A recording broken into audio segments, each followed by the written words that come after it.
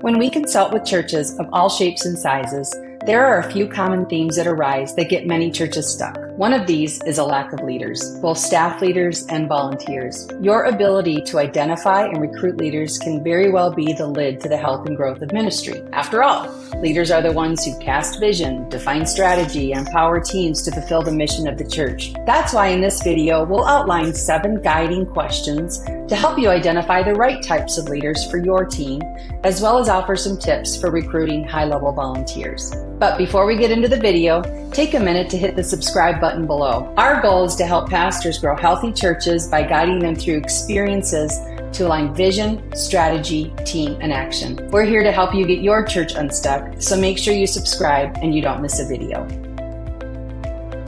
So when it comes to identifying leaders for your team, there are 7 helpful guiding questions. However, this list assumes that the people you're considering for this team, well, they already meet the qualifications for leadership as defined by Scripture. So beyond that, first, do they have the leadership gifts? If they aren't leaders, that really should be the end of the conversation. And you also need to consider leadership capacity. We know from Scripture that there are leaders of 10s, 50s, hundreds, and thousands. So make sure this person fulfills the leadership capacity that's needed for this role. Second question, are they big picture thinkers? Leaders need to be able to prioritize the church's health over what's happening in their ministry areas. They should be more concerned with alignment to the overall goals than defending their turf. And they shouldn't let their passion for specific ministries get in the way of making decisions that help the entire church take a step forward. Third question, are they strategic thinkers? You need to find people who think about the future and then can strategically propose how to take you there. Fourth, can they build teams?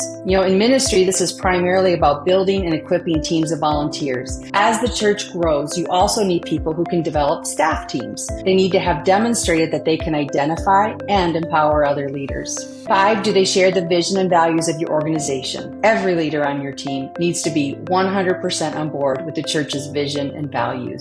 6, do they help us reflect the diversity of our ministry? Leadership comes in a variety of shapes and sizes based on someone's gift mix, their background, their personalities, and their experiences. So we want to leverage that diversity as we're building volunteer leaders.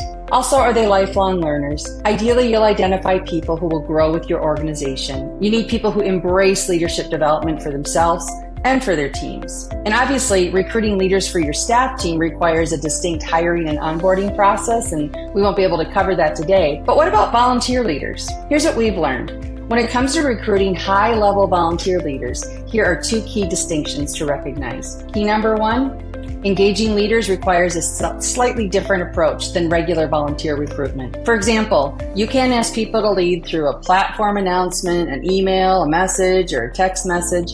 It really requires a face-to-face conversation. And in that conversation, you need to prepare ahead of time to explain both the role, the when, the time commitment, what your support will look like for them. But maybe the most important question you have to be prepared to answer is why. Why is their leadership needed?